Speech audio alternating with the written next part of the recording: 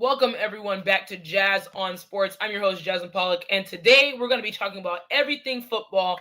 The final week of the NFL wrapped up last week, and we also have the final four coming up in college football playoffs. So let's get started. Before we begin, we're going to talk about the wild card ring. That's the latest news.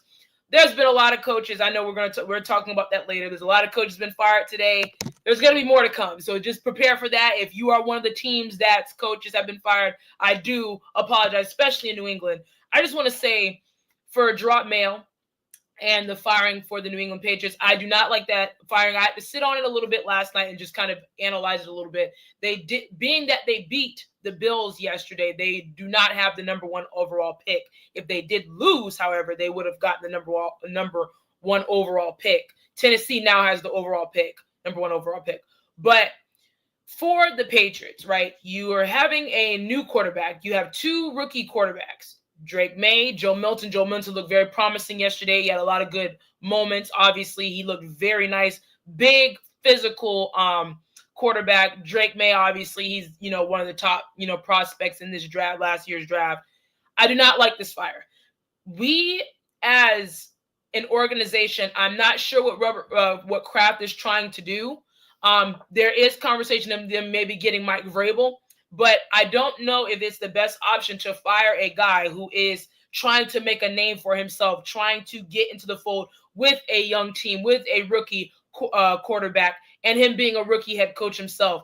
There was a lot of promising things that we saw from New England. No one expected New England to be a playoff team this year. No one expected that. If that was something that Robert Kraft was expecting, then that's very misguided. They're a young team that's trying to figure things out. There's a whole new scenery. When Brady left, when Gronk left, when Belichick left, things of that nature, this team was just in a rebuild situation. So for them to fire Gerard Mayo, I do not think that was the best idea. You have to give your coaches time, especially having a young quarterback like Drake May and Joe Milton.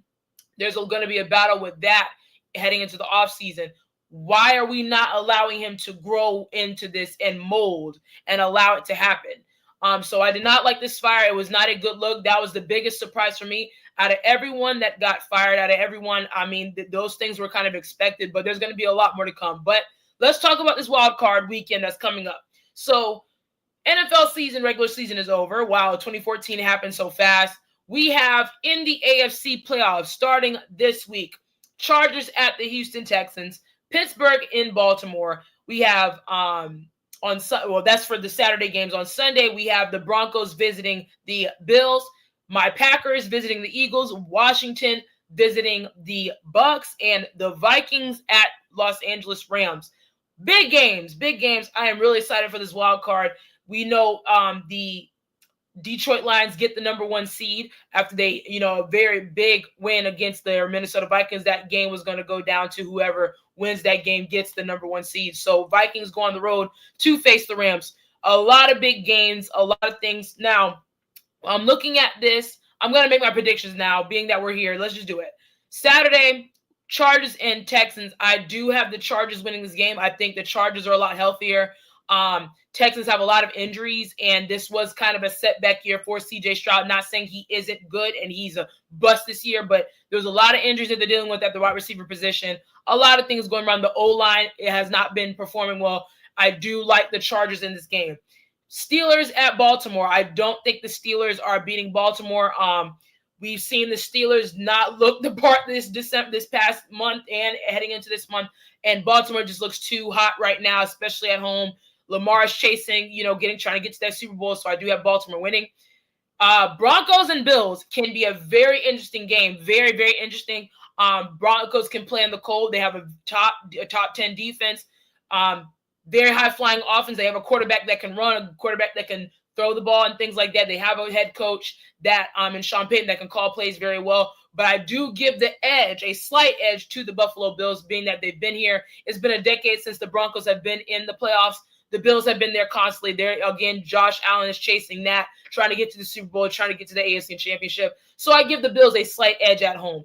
Green Bay and Philadelphia. I do have the Eagles winning this. I'm a Packers fan. I am not pleased for what I am seeing from my Packers. We just got news that Christian Watson, our our one of our receivers towards the ACL, so he's going to be out for the season. Jordan Love, his elbow, I'm sure he's going to be fine, but I do not see us beating a very strong, vaunted, rested Eagles team in Philly, even though we played them, pretty decently in Brazil. I do not have us winning in that game. I'll give the game to Philly. Washington and Bucks, that's going to be another interesting game. That is a rematch from week 1 as well. Tampa Bay did get the best of Washington in the beginning, but this is a completely different Washington team. This game is going to go down to the wire. I will say this. I would give a slight edge to Tampa because Tampa Bay has been here. Jaden Dale's the rookie, but he's fearless. The game could go any way. It can, but I'll give a slight edge to the Tampa Bay Buccaneers because they do have the experience. They have a Super Bowl winning coach. Dan Quinn is going to get his guys prepared, but I do give a slight edge to Tampa, being that they've been here. They've won the division for 4 years and been in this moment. Vikings at Rams. Oh, man. The Rams are very sneaky. This is a very sneaky young team. Matthew Stafford is still a guy that can throw the ball. They still have Cooper Kupp. They still have Puka Nacua. They have a lot of weapons. Defense is getting a lot better. A very young defense that is very physical.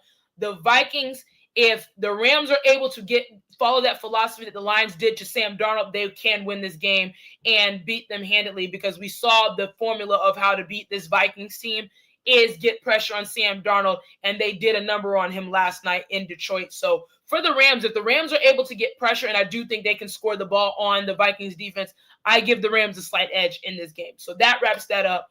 Looking forward to that. We know the number 1 seeds are the Kansas City Chiefs and the Detroit Lions.